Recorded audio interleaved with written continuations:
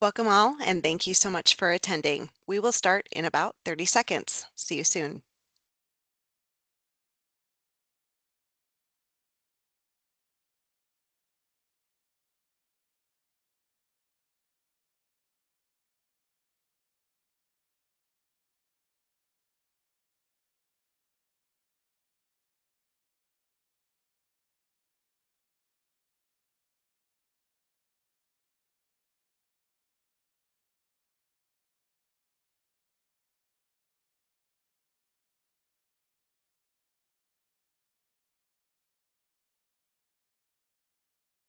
Okay, we're going to go ahead and get started. So once again, welcome and thank you so much for your interest in serving on the National Wild Horse and Burro Advisory Board.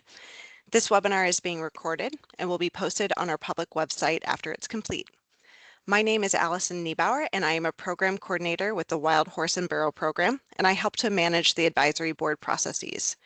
We're going to start with a brief overview of our agenda and the information we're going to cover. After this review, I will pass the mic to our designated federal official for welcoming remarks and an explanation of her role on the board. Next, we will provide you with a brief overview of the BLM and the U.S. Forest Service's Wild Horse and Burro programs, followed by an introduction to the structure and goals of the board. We will then transition to an overview of board positions and a deeper dive into the vacant and soon-to-be open board seats. Directly following, we will cover the application process itself and what you can expect after the close of the nomination period. Last but not least, we will have time for questions. We ask that you save your questions until the end. When the question period opens, we will alternate between verbal questions and questions put into the Q&A tab. Our goal will be to cover as many as time allows during the webinar, but we'll also follow up with remaining questions through email. With that, I'd like to welcome Leah Baker, Acting Assistant Director for Resources and Planning and the Acting Designated Federal Official for the National Wild Horse and Burro Advisory Board. Welcome, Leah.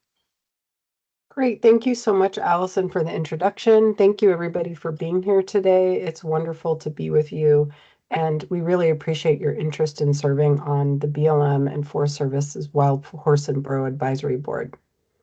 We hope that you leave this webinar today with a deeper understanding of the National Wild Horse and Burro program, the requirements of serving on the advisory board, the process for applying to serve on the board, and renewed excitement to partner with us as we seek to manage healthy herds on healthy lands. As you'll hear throughout the rest of this webinar, the Wild Free Roaming Horses and Burros Act of 1971, which is what established the board, asks the board to play a critical role in how we meet our legal obligations. It asks the board to serve as a conduit for public opinion, including by reviewing comments that are submitted through our public comment periods. It also asks the board to represent the multitude of interests that stakeholders have in our public lands.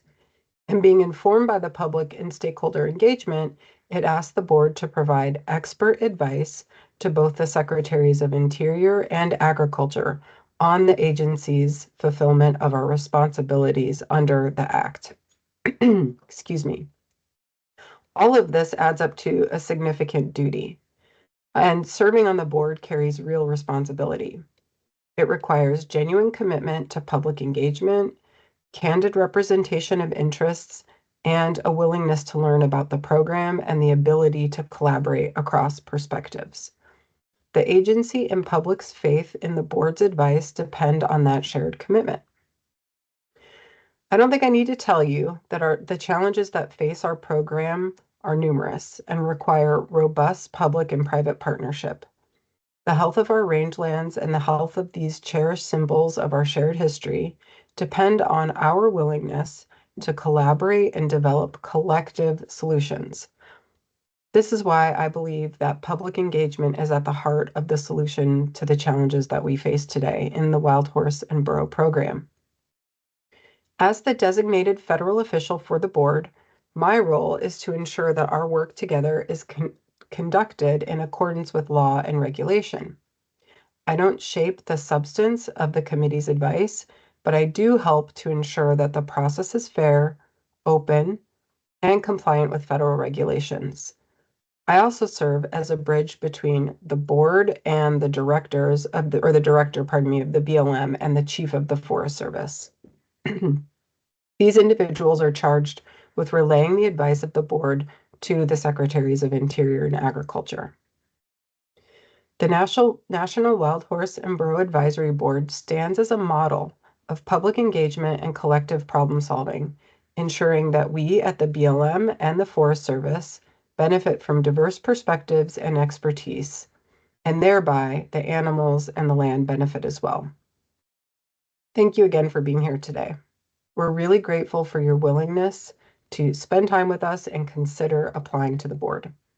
Now I'd like to invite the managers of the BLM and the Forest Service to speak about the programs in our respective agencies. First, I will welcome my colleague Annie Ebers, who's the BLM's acting division chief for the National Wild Horse and Burro program. Annie's going to talk a little bit about the program at BLM and how our two agencies collaborate in the management of wild horses and burros under the Act. Annie, the floor is yours. Right, thanks, Leah. As Leah mentioned, I'm Annie Ebers. I am the acting division chief for Wild Horse and Burro at the BLM. Thank you so much for attending our call. As Leah mentioned, we are so grateful for the partnership and expertise that our board members bring to our agencies, and we're committed to stewarding our partnership well. Teresa Drotar from the Forest Service and I are going to provide a brief overview of our respective programs. For some of you, this overview may feel redundant. For others of you, it may be newer. We're providing the overview to all of you in the hopes that it serves as the first of many opportunities to learn about our programs. As Leah stressed, the bylaws that govern this board ask a lot of our members. They ask for them to provide expert advice on our fulfillment of our duties under the Act. One of the most critical components to providing that expert advice is to be truly knowledgeable about how our program is set up, funded, and operated. We ask our board members to be willing to learn more about how we're set up, the direction we're given, and the constraints under which we operate. The more you know about us, the more informed your advice can be. And with that, I'm going to transition to the overview. So first, I'll talk about who we are. First, a little bit about the BLM's Wild Horse and Burro program. Our program manages the 73,000 free-roaming wild horses and burros in 177 herd management areas, as well as an additional 60,000 horses and burros in public corrals, pastures, and facilities. We provide the program into two related parts. We divide the program into two related parts, the on-range management of herds and off-range management. It's a complicated program. It involves a significant amount of federal, state, and county partnership, as well as robust public and private collaboration. Next, I'll talk about how we're structured. So there's a good chance that some of you may have only interacted with a portion of our program so far. So I'm going to pull back and give you an overview of how the BLM is structured. Our program operates through a partnership between the national headquarters and our BLM state offices. So each BLM state has one or more district offices and usually field offices within the districts. Headquarters sets national policy, implements the budget provided to us by Congress, and ensures the program is implemented consistently under law and federal regulation. The state, district, and field offices then carry out the day-to-day work on the ground, managing specific herd areas, conducting monitoring and gathers when necessary, and working closely with local communities. As mentioned, the program is administered through a framework of federal laws and regulations that aim to balance ecological health, animal welfare, legal mandates, and public involvement. It's essential that our board members understand these key laws and how they impact how our program operates. We don't have time to cover them all today, but at the minimum, the board members should understand how federal laws, regulations, and secretarial orders work together to set the guide rails for how the program is administered. Some of these, such as the 1971 Wild Free Roaming Horses and Burros Act, can be found on our website. I'm going to get into funding now. Our program is funded through the annual federal appropriations process. Understanding this process is important for board members because annual funding plays a pivotal role in shaping our management decisions every year.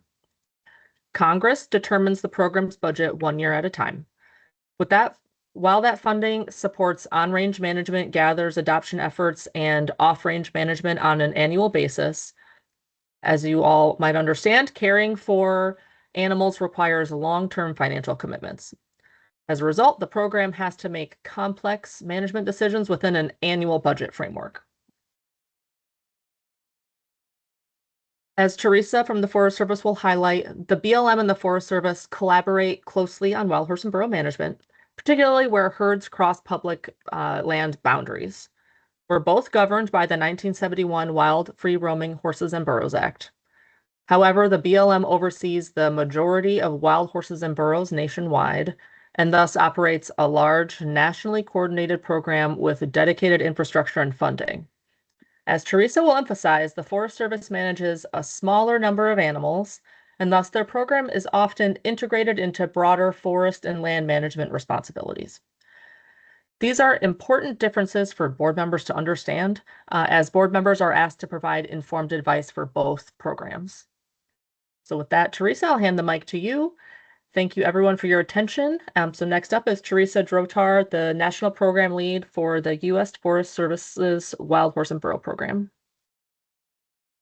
Hello, everyone, and thank you very much for being interested in applying for these positions, because the board does supply both agencies with a very valuable opinions and information, and we do act on it with as much as we can. So the Forest Service, who are we? We're a sub-agency of the U.S. Department of Agriculture. Most people are not aware that the U.S. Forest Service is named in the Wild Free Roaming Horses and Burros Act along with the BLM. Most of the time people think of the Forest Service as a bunch of trees and forest lands, and does not recognize, and that's one of the things we fight to get recognition, that we are also charged with managing about 20% of the horses that are out there. We have approximately 20% of the public land, which houses about 20% of the free roaming horses that are federally protected. This is arranged into 52 wild horse or burro territories. The BLM refers to their areas as herd management areas.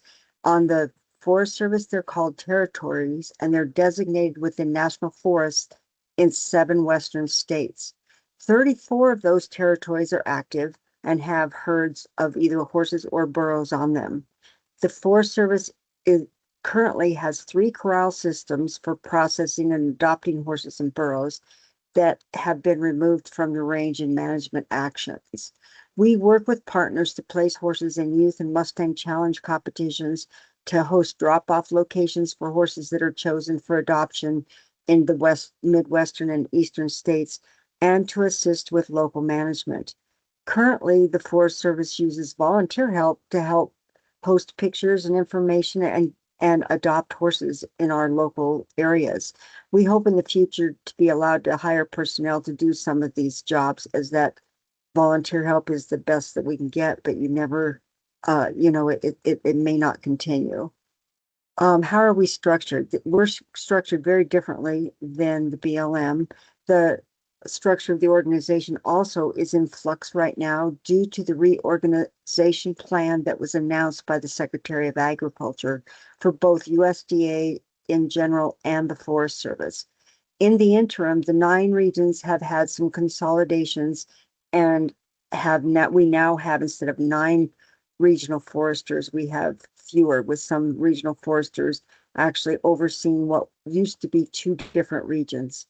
Currently, the Wild Horse and Burro program in the Forest Service has a national program lead at the Washington office, which is me.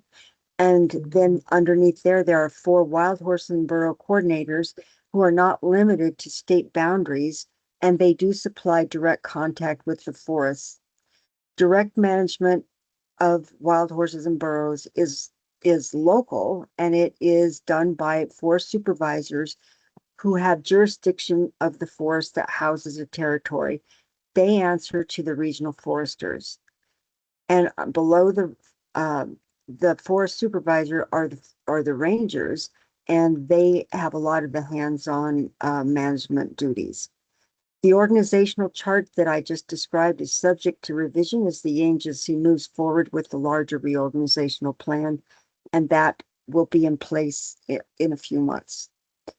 The laws that govern us are the same for the two agencies, but there are laws that new board members and existing board members should be familiar with. The 1971 Wild Free Roaming Horses and Burros Act, of course, is the one that people read the most, but there's also the Taylor Grazing Act, National Environmental Policy Act, the Multiple Use Doctrine, appropriation language that has come down from Congress, and others. It is an important part of a board member's duties to be familiar with the laws that we have to deal with. How are we funded? Unlike BLM, the Forest Service does not get direct appropriations for management of wild horses and burros. The forest supervisor will request a budget from the regional forester, who must take into account the many other management functions required on the forest. That includes timber and recreation and all of the other things that all of we people in the U.S. enjoy on Forest Service lands. On rare occasions, the upper management can allot funds that have not been obligated for other Forest Service functions for use in wild horse and burro management, but we can't count on what that is. We hope that the advisory board can bring some awareness of this funding discrepancy, and hopefully in the future, maybe we can get funding that is dedicated for wild horse and burro management. Our relationship with the BLM is very close. 24 of the Forest Service territories are considered joint management areas due to the close neighboring BLM horse management areas, or HMAs.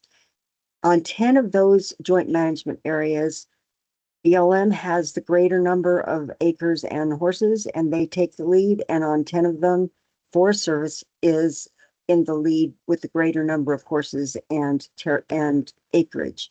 2 of those have an equal number of horses for each agency, and there's no clear lead. The local Forest Service and BLM offices work in conjunction to achieve management goals on the respective territory and HMA. The Forest Service also relies on the BLM for horses that require long-term holding due to lack of interest from the public for adoption, as we have very limited long-term money for facilities. So at this time, I would like to introduce Carrie Richardson, who will continue our introduction for your nominations. Hello, everyone. I'm not going to leave my camera on long term because I'm experiencing a delay and I don't want to make it any harder to follow along than necessary. So with that being said, I'm just going to give you a quick introduction to the BLM's Advisory Committee program and the board itself. The Bureau of Land Management administers 27 chartered advisory councils on behalf of the Secretary of the Interior. These include statewide and regional resource advisory councils, advisory committees affiliated with specific sites on the BLM's national conservation lands, and the National Wild Horse and Burro Advisory Board. The board is the only national level advisory board administered by the BLM. The purpose of our advisory bodies is for them to make recommendations regarding America's public lands and resources. Recommendations are very important because they help us understand different needs that we might not have otherwise considered, spot potential problems early, and make better long and short-term decisions. The advisory bodies are operated according to the Federal Advisory Committee Act, otherwise known as FACA. The principles of FACA are openness and transparency, which means that all meetings are announced in advance, are open to the public, include time for the public to make relevant comments, and that detailed meeting minutes are taken and maintained by the BLM. The BLM also has advisory council regulations found in 43 CFR 1784 that set our standards for creating, operating, and maintaining our advisory bodies. The Wild Horse and Burro Advisory Board was established in 1971 by Section 7 of the Wild and Free Roaming Horses and Burros Act. The Act states that the board will have 9 members that have special knowledge about protection of horses and burros. The board provides advice to both the Secretary of the Interior and the Secretary of Agriculture on wild horse and burro policy formation and oversight of our program, which is managed in accordance with the Act. The board communicates its advice to the designated federal officer, to the BLM director, and the chief of the Forest Service, who will then communicate the board's advice to the secretaries. FACA mandates that advisory bodies must have diverse, balanced representation from members, so no single interest dominates recommendations.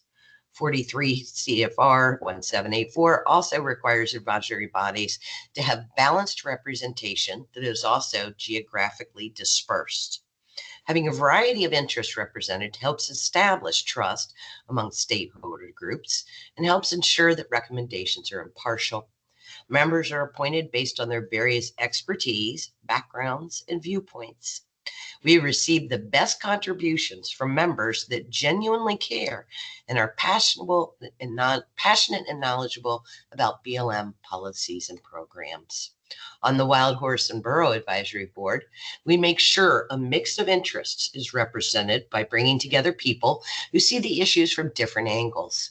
That includes folks with backgrounds in wildlife management, veterinary care, humane advocacy, grazing and livestock, natural resources, and members of the public. Having this variety helps ensure no single viewpoint takes over and that recommendations reflect the need of the animals, the land, and the communities involved. When all these perspectives are in the same room, the board can give more balanced and practical advice to the BLM and the Forest Service. Working towards group consensus is important on the board because it helps ensure that recommendations reflect the full range of perspectives involved in managing wild horses, burros, and the public lands they depend on. When members talk through different ideas and look for common ground, the final advice is more balanced, more practical, and more likely to be supported across all interest areas, whether that's animal welfare, rangeland health, wildlife, grazing, or local community needs. Consensus helps the board present clear, unified guidance to the Bureau of Land Management and Forest Service, which strengthens the impact and credibility of our recommendations. For the board, 6 of the 9 members must be present at a meeting to be considered a majority, and a majority of the members present must vote in favor for a formal recommendation to be made. With that said, I am going to hand it back over to Annie Evers. Thank you for your time. Hi again, and thanks, Carrie. I'm going to briefly outline the 9 positions that exist on the advisory board before going into more depth about those open positions. It's important to note that, as Carrie mentioned, the interests that the board members are asked to represent are derived from the 1971 Wild Free Roaming Horses and Burros Act itself. Our charter, which is renewed every 2 years, divides these interests into 9 positions, which are listed here. I'll give you a few seconds to look at them, but this is also listed on our website under the Advisory Board tab.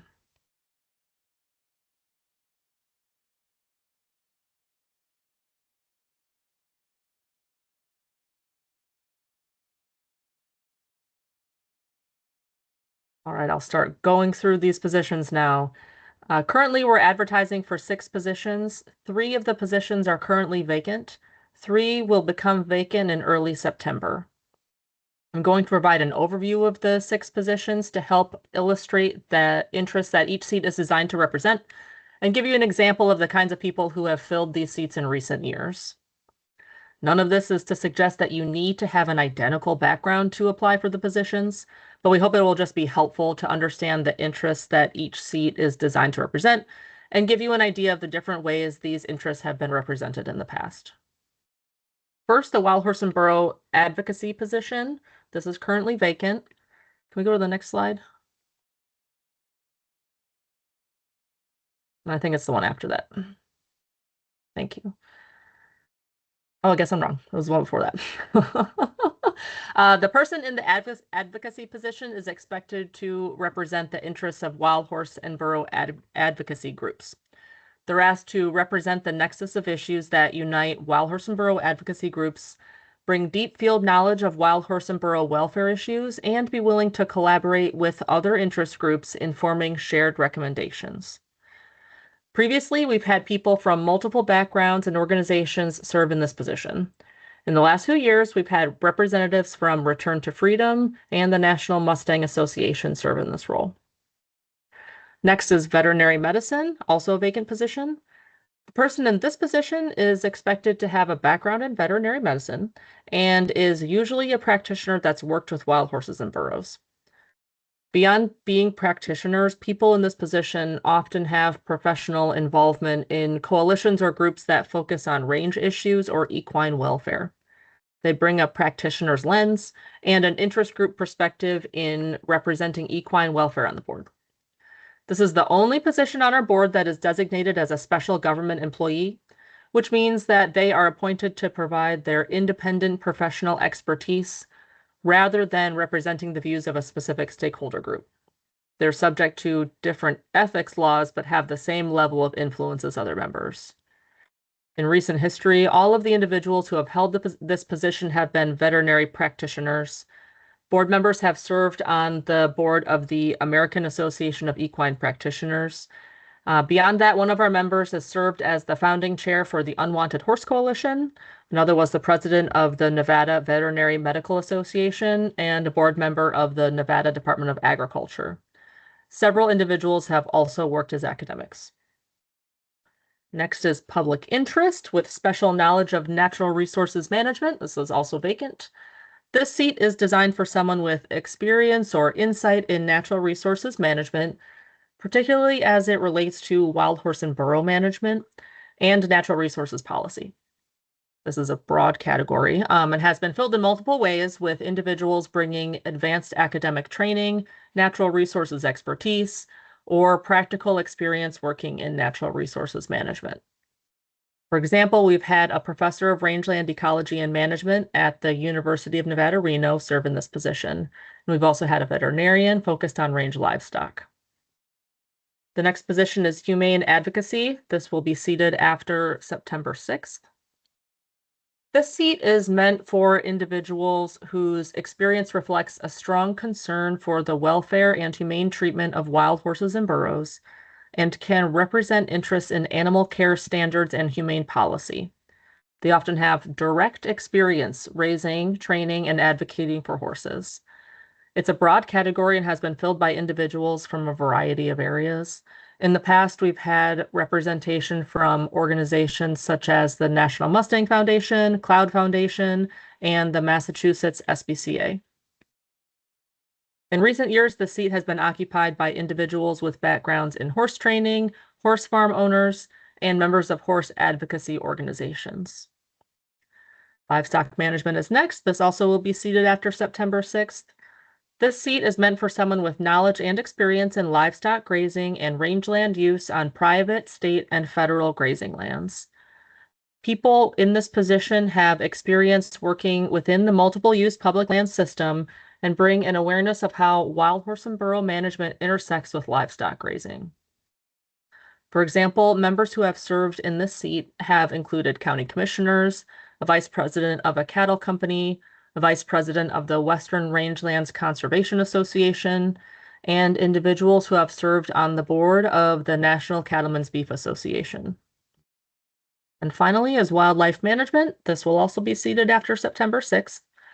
This position is meant for people with professional expertise in wildlife ecology and resource management, particularly focused on the role of wild horses and burros on the range. These members can provide expert advice on how wild horses and burros interact across landscapes. This position has previously been filled by individuals with academic training or professional biologists, such as an assistant research professor with the Arizona State University Center for Biodiversity Outcomes, a wildlife biologist with the California Department of Game and Fish, and a wildlife biologist on a private ranch. It's also been filled by a noted conservationist and filmmaker. So with that, I'll turn the mic back to Allison to talk about the process for applying to the board and what happens after you apply. Thanks so much, Annie, and hello again. At this point, I'm going to provide an overview of the application process itself and explain what you need to apply. And while I'm doing so, Karen is going to drop a link into the Q&A tab. It will take you to the PDF linked on our public website that outlines the things that need to be included in your application. So if you don't catch everything that I'm saying, don't worry, you can refer back to that PDF and it will list everything that I list as well. So to apply for an open position, you'll need to put together and send an application packet. And you can send it via mail or via email, with email preferred. You can send it directly to me at the email addresses listed below, or to our board nomination email address, which is listed below as well. Both of these email addresses, in addition to being listed here, are listed in the Federal Register notice, so you have reference to them. Application packets are due before the nomination period closes. It closes 60 days after posting, or April 13th, 2026. Application packets need to include a nomination letter or letter of interest in which you explain what seats you'd like to be considered for and why you'd like to serve. And I do want to clarify that you can ask to be considered for more than one position, but you do need to say which positions you'd like to be considered for. Next, your application packet needs to include a resume. Your resume should reflect all relevant experience and training and include up-to-date contact information. Between your resume and your nomination letter, you need to include all of the information that's referenced in the PDF that Karen put in the Q&A tab. And this includes information such as whether you have BLM leases, whether you're registered as a federal lobbyist, and whether you have experience working with groups to achieve collaborative solutions. We do not have a strong preference for how that information is answered. You can weave it into a nomination letter, you can put it in your resume, or you could even include a document where you answer each question that's listed in that PDF with bullet points. As long as we have the information, that's what we need. And finally, in your application packet, you need at least one reference letter. This reference letter should be written from the special interest or organization you desire to represent. They can be written by a multitude of different people, business associates, friends, coworkers, and local, state, or federal government representatives or elected officials, but you need to send at least one.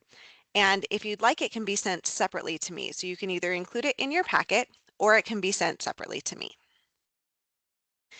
So what comes next? Prior to the end of the nomination period, we will review all nomination packets for completeness, and we will reach out to you if we're missing information. So for example, if I don't have that reference letter, but I have your application packet, I will reach out to you and let you know that I don't have it yet or haven't received it. Once the nomination period closes, all nominees are carefully reviewed. They're evaluated based on their education, training, experience, and ability to work collaboratively on complex issues with diverse viewpoints. They are also evaluated based on BLM's advisory committee regulations that require the board reflect a balanced mix of geographic representation and stakeholder interests. Next, the director of the BLM and the BLM's assistant director for resource and planning, who also serves as a designated federal official for the board, are briefed on the nominations received. The nominations are then sent to the Department of the Interior's Office of White House Liaison for vetting. And finally, after concurrence by the Office of the White House Liaison, the appointments are approved by the Secretaries of the Interior. And after the appointment letters are mailed to the appointees, all other nominees are notified that they were not selected. And if you have any questions about this process, you can review the document that Karen has put in the Q&A. It's also linked on our website. So we're now going to transition to the question and answer period of our webinar. So we're first going to cover how to participate in the Q&A and some ground rules to help us make the most of our time together. Before I begin, I want to draw your attention to a document in our Q&A that offers tips for participating in a Teams meeting. This is the same document that was linked on the registration page when you first registered for the webinar. So please reference it if you have additional questions especially if you are going to join by phone, as the screenshots are screenshots of people joining from the computer. So during our question and answer period, we will alternate between verbal questions and written questions. So please use the raise hand feature if you would like to ask your question verbally, or the Q&A feature if you would like to ask your question in written form. Please note that if you'd like to ask a written question, you will need to click on the Q&A icon as visualized on the slide. This will allow you to write the question and for us to see it. Answers to written questions won't appear under the Q&A tab. Rather, as we alternate between verbal questions and written questions, we will read the question from the Q&A and offer a verbal answer. If you'd like to ask a question verbally, you will need to raise your hand using the raise hand feature as indicated on the slide. And when it's your turn to ask a question, I will call your name. So your mic is currently disabled. However, when I call your name, your mic will be enabled and you will be given the ability to unmute yourself. You will need to then click on the mic icon to unmute yourself and ask your question, which is as depicted on the screen. So before we enter the Q&A period, we're going to cover some brief rules of the room that will govern our time together. First, out of fairness to everyone on the call, all questions must be directly related to the call for nominations. Any other question or statement will not be answered at this time. Next, we ask everyone to show each other and the BLM mutual respect and refrain from any unprofessional conduct or inappropriate language. Attendees who do not abide by the rules of the room will have their mics disabled and their written questions will not be answered. With that, I'm happy to open it up to questions. I invite you to raise your hand or to put a question in the Q&A. We will start with verbal questions. And our first question, if you'll give me a moment, is from Madeline. Jason, if you can enable Madeline to ask her question. Hi, thanks for having this. So I've never actually helped anyone with a nomination letter, sort of. If someone is looking to submit a nomination letter, is that something they need to write themselves? I guess that's my question. Great clarifying question. So the nomination letter is going to come from the person who wants to join the board. They're going to just address, you can also consider it a letter of interest. Hey, here's why I'd like to serve on the board. Here's what qualifies me to serve on the board. The reference letter should come from someone who is referring this individual to the board, who's recommending this person to the board. Does that clarify, Madeline? Yes, that's helpful. So the nomination letter should come from the person who's wanting to do this. And then if we're looking to just support someone, we would help write the reference letter, essentially. That's correct. Great. Okay, thank you. Thanks so much. Okay. So our next question, let's see.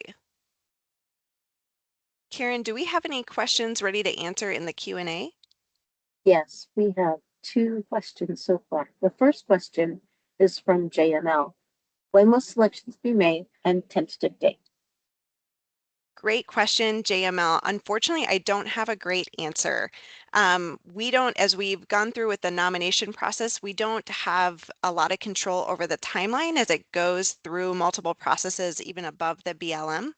And so we unfortunately can't give you a good timeline at this point. So I do apologize for that. I recognize that's not as satisfactory of an answer as I'd like to give.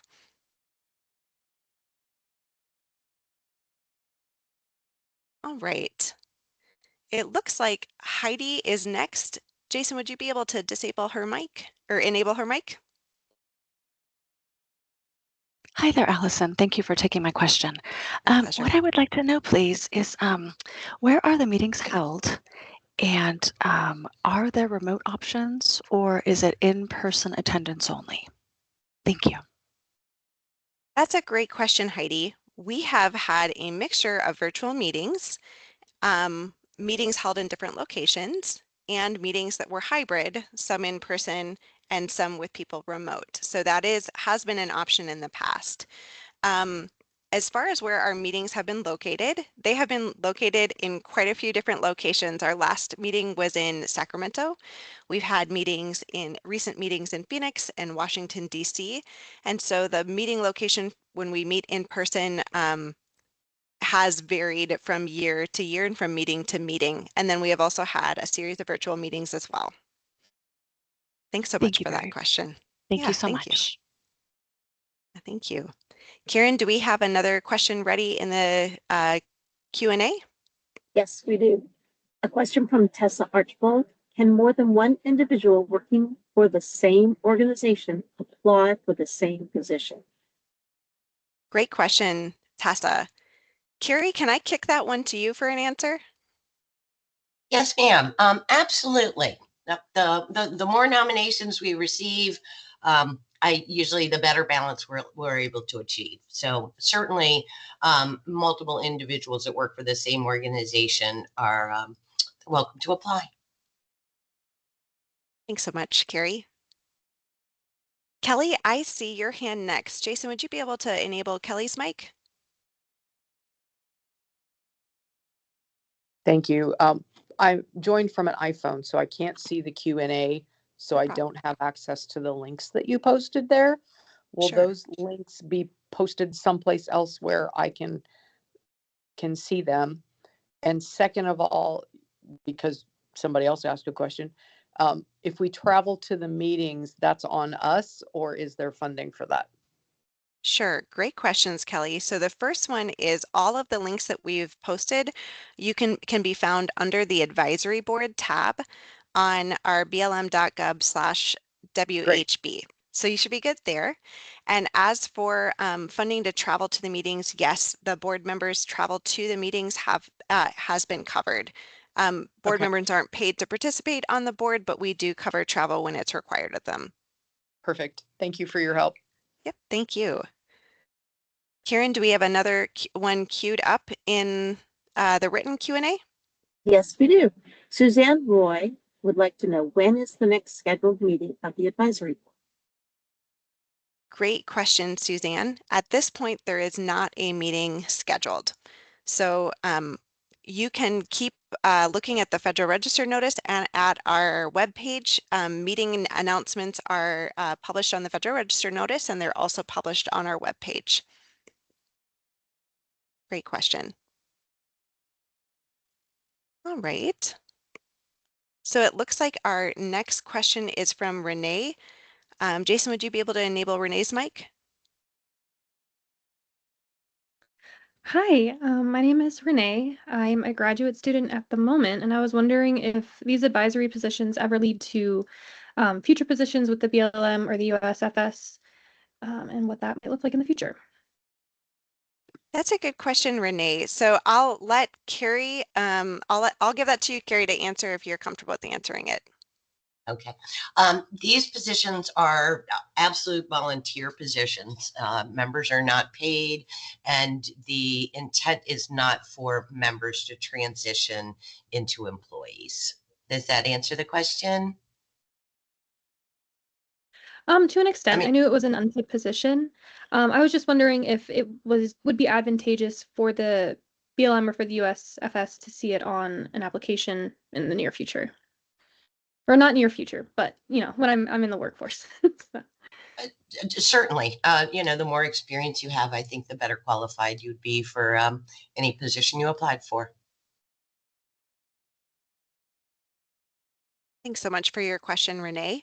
Karen, can you read the next question from the Q&A tab? Yes, Tessa Archibald would like to know, can registered federal lobbyists apply? Carrie, can I kick that one to you to answer as well? Sure. No, unfortunately, federally registered lobbyists are not able to serve on the advisory board. Thanks so much, Carrie. At this point, I don't see any raised hands, so let's go. Oh, okay, Mindy, I think I see your hand. So Jason, could you unmute Mindy for a question?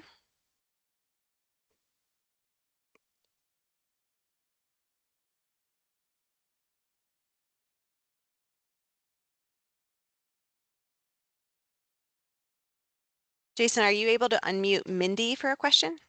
Yes, Mindy's mic is unmuted. Oh, perfect. Or is enabled.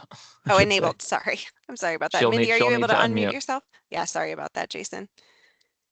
Are you able to unmute yourself, Mindy, to ask your question? Yes. Can you hear me now? Yes, thank you. Okay. I think I read somewhere that the term is 3 years. Is that correct? That's correct. And are you able to apply for multiple terms, or is there a term limit?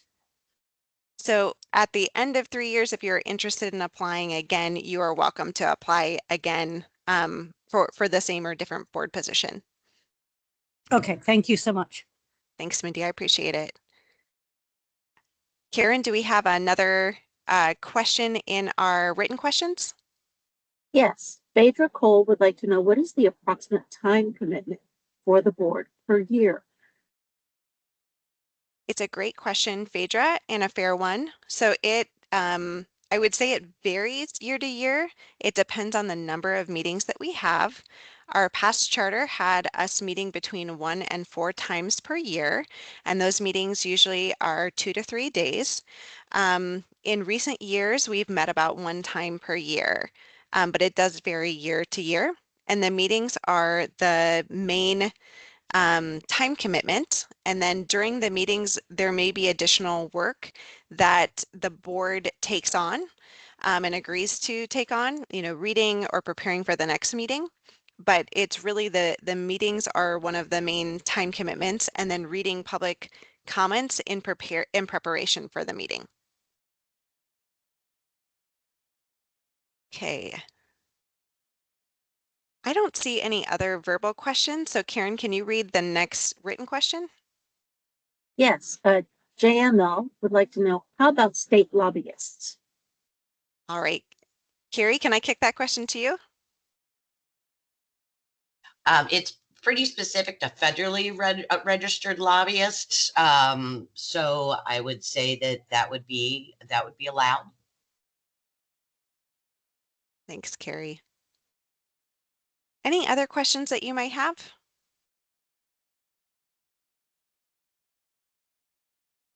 Phaedra, I see your hand. Please, Jason, would you be able to enable Phaedra's mic? Hi, I was wondering if you could review the veterinary science position again. You said there was some differences with that one and how that one works specifically. Sure.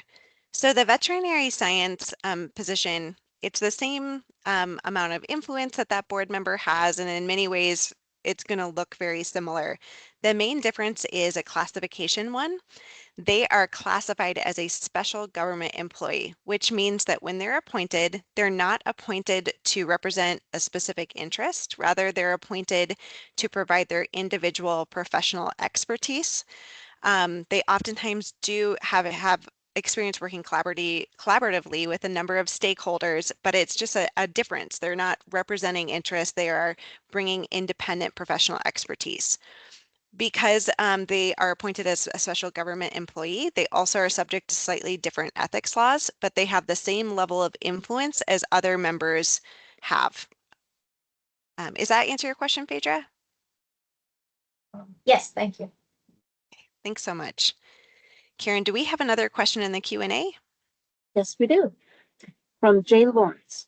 Would individuals with experience with other species, wolves, wolf management in particular, be encouraged to apply, as there is an overlap of management issues concerning wild wolves and wild horses, i.e. stakeholder groups, habitat needs, large herd, pack management, population management, public perception, need for public education?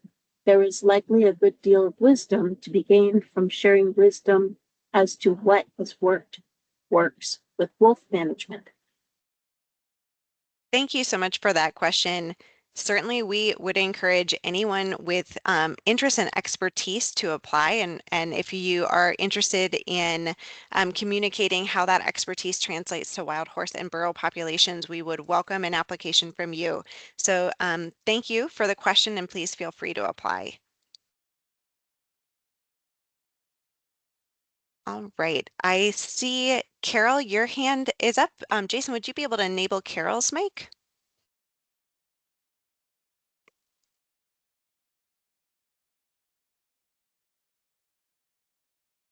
All right, Carol, are you able to unmute yourself?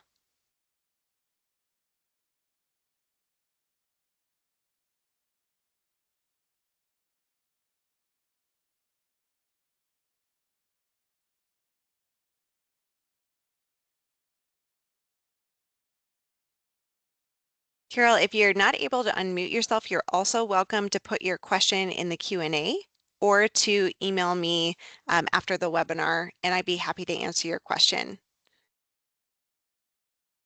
At this point, I'm going to move on to the next question if we have any. Karen, do we have any other questions in review? There are no more questions in review. Okay. So are there any other questions that folks might have about the call for nominations or the application process?